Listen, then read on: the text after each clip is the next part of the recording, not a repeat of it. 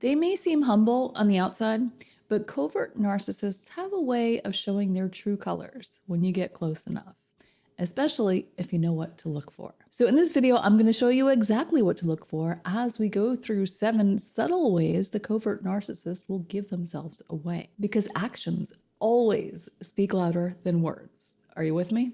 So the first way is through lies and manipulation. And now I know this seems like it would be obvious if somebody is lying to your face, right? But when you first get to know somebody, it's not always so obvious. Or this is another interesting angle. Sometimes it is obvious, but you might convince yourself that it's not a big deal. So I want to give you an example from my own life, and I would love to hear what you think about it. What is your take on this lie and manipulation? Because I have a feeling that there might be a little bit of a split going on here. So for those of you who don't know me, my name is Christina. I'm a narcissistic abuse recovery coach, and I am a little bit froggy today. I have a little bit of a cold. Feeling fine, but you'll have to excuse my voice. So now let's get into this story.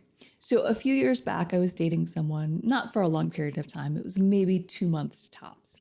And we decided to go to this comedy show. And we definitely got there at the very last second to get in on time because of some other manipulation that was going on. And maybe I'll get to that in another video. But I definitely was not having any of that. So I resisted, and yeah, that kind of made us late. But we're staying focused right here and now. So we were online to get drinks, and my date noticed that the person in front of us, or a few people ahead of us, had this lanyard on, and that lanyard seemed to get them free drinks, right? And so this person got their drinks and walked past us. My date stopped him and said, what was that? That was pretty cool. You guys got free drinks. And the guy said, oh yeah, we're part of this group and we each get 1 drink comped. And so without skipping a beat, my date went up to the bartender and asked for the free drinks. And he said, we're part of this group and we're staying at this hotel and we just totally ran out. We ran out without our lanyards. Could you just comp us the free drinks anyway? And so the bartender was like, yeah, I'm really not supposed to do that. And so, of course, you can imagine the type of person who's going to make up a story like this is not going to let it go easily. So he dug his heels in and he's like, come on, man, we're running late. If we go back to the hotel now, we're going to miss half the show. Please, can you just let it pass this time? And so the bartender gave in and gave us free drinks. So I'm not saying that this person that my date was a narcissist in any way. This relationship did not go much further than this. So I certainly do not know very much about him. All I know is in that moment, he was very comfortable lying and manipulating. And that is, at least if you ask me, that is a very big red flag. Because if someone is very comfortable lying and manipulating to a total stranger, and they're good at it, what makes you think that they're not going to be comfortable lying and manipulating to you? And they're probably going to be good at it too. And the reason why I think there might be a little bit of a split here is because of his explanation for it. And essentially he said that, it's fine as long as no one gets hurt. And I certainly didn't push back because there's never any sense in arguing in a situation like this. So we moved on, we enjoyed the show, and basically went our separate ways after that. But the reason why I wanted to tell this story today is because I think there are some people out there who might just give somebody a pass for this type of thing because they got something out of it. So it was beneficial to them. And you might think, well, this person did this for me, so it's okay because they're taking care of me. And some of you might think, well, it's good to have someone like that in your corner, someone who's quick on their feet. And I can't argue with that. It definitely takes a certain level of intelligence and bravery to jump into action really that quickly and effectively. But I say be careful out there, you guys, because if someone is willing to use those powers for their own personal gain, regardless of what could happen to the other person. So for example, this was probably fine, but what if that bartender got reprimanded or fired? We don't know that there were no consequences in this scenario. We do know that the person who was manipulating did not care about them one bit. So whether or not it's a lie to you or manipulation of you, pay attention to what's going on. Because when you first meet someone, it's probably not going to be done to you. They're probably not going to be obviously lying to your face or obviously manipulating you. And if they are, you're going to know that's a red flag and you're probably going to walk away. but pay attention to how they interact with others in your environment. Because there are some people who don't even hide their manipulative behavior. They might even be a little bit proud of it. And if you encounter someone like that, my word of caution to you is that eventually they are going to be manipulating you too, if they're not already. So the next way that covert narcissists will give themselves away is through triangulation. And triangulation can happen in so many different ways. One way that it comes through really early on is through gossip. So they'll tell stories about people, maybe even their inner circle. And I've said this before, with a covert narcissist, sometimes you don't know who their friends are and who their enemies are, because they talk about their friends behind their backs like as if they were their enemies. If you're friends with a covert narcissist, you're probably going to know everything about all the people in their lives, whether you ever met those people in person or not. You're going to know their deepest, darkest secrets. But triangulation can work in other ways too. Sometimes covert narcissists will use triangulation to make you jealous, and sometimes they'll use triangulation to otherwise make you feel bad about yourself, to make you think that other people are against you. So if you're new here, I'll let you know I like to inject some insightful comments to highlight the points that we're talking about here today, because there are always some real gems in the comment section. So now here's one about triangulation. This commenter says, there is always a third person involved, her ex, friend, family member, etc. And they change their roles. Sometimes they're good and sometimes bad. For example, during love bombing stage, her ex was the worst human being ever. On the other side, during the discard, he was the best example of how to be a real man. And this is also a good example of something I talk about in my video about the female covert narcissist, where she's very likely, if she's in a relationship with a man, to emasculate that man, say things like man up, or otherwise attack her partner's masculinity. So another way a covert narcissist will tell on themselves is by sabotaging other people's success. And again, this can happen in a variety of different ways, but you get the sense that there's some underlying jealousy here. And that leads us to the reason why a covert narcissist will sabotage someone else's success. And that's because they see you as a threat. And you may see evidence of this if a covert narcissist sees somebody in the room who's more attractive than them, or someone who's smarter than them. They're likely to go into overdrive to try to pick that person apart and maybe come up with things from that person's past to make people see them in a light that's not as favorable. When someone is having their moment to shine, a covert narcissist is going to do everything they can to dull that sparkle. And I know that you guys have dealt with this too, so let's look at a couple of comments. Narcissists will do anything to undermine your self-confidence. And if they succeed, their taking over of the person's life is just a matter of time. We must not let them get us to a place where we feel lost. That is so true. And unfortunately, it's easier than most people think to lose yourself in relationships like these. But the good news is that all is never lost. You can always get back to you. So another commenter says, realizing you're surrounded by family and people who do not have your best interests at heart and may even be trying to undermine you is a big wake-up call. It seems like a bitter pill, but it is actually a blessing in disguise. So if you ask me, it's always better whenever possible to focus on the lessons instead of the pain. Because if you focus on the events of what happened without focusing on the lessons, it's only going to continue to bring that pain up again and again. It's going to keep that wound open. So I like this comment. So in the next way that a covert narcissist will tell on themselves is through rage whenever they're caught in a lie. And if you've been with a covert narcissist long enough, you probably have a good idea of what I'm talking about.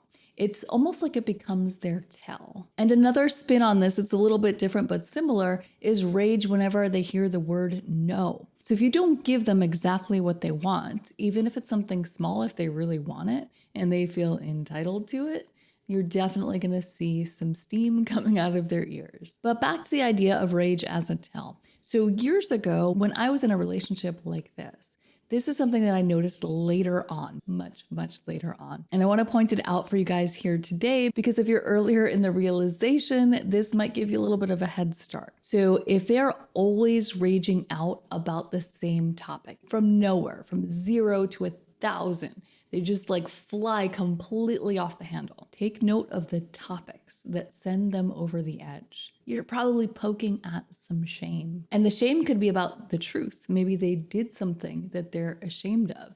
And so you're poking that shame button and they're exploding because narcissists cannot handle their own shame. That is essentially why they're narcissists.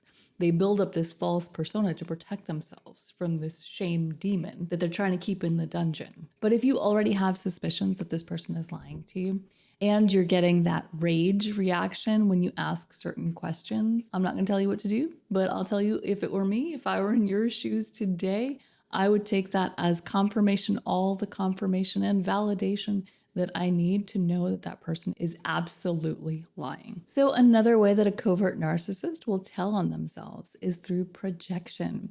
And you hear this so often, and I see it all the time in the comments, where a covert narcissist will accuse their partners of cheating even when they're not cheating.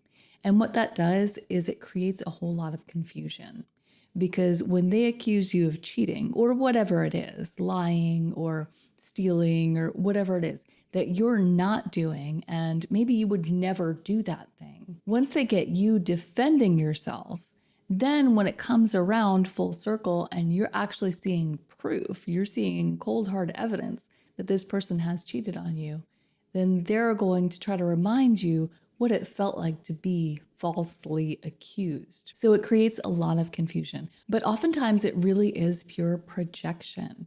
So because they are cheating and because they are lying and doing all the things behind your back and they're being shady, they think that you're doing it too. They think that your mind works in a similar way that theirs does, and that everyone in the world is just trying to get one over on someone else and try to get what they can get without worrying about anybody else's feelings. And I mentioned a minute ago that this might be something that you would never ever do to another person. And I hear this really often with people who have had relationships with narcissists. It is very common for targets of narcissistic abuse to be accused of something that is the absolute opposite of what they want people to think of them. And because of that, they have worked their entire lives to not be that thing. So they've put so much effort into it that no one in their lives would ever say that about them. But then in comes a narcissist, and that's all they say. They find that button and they push it. All right, so let's see what you guys had to say about projection in the comments. I had a covert narcissist friend say I was weak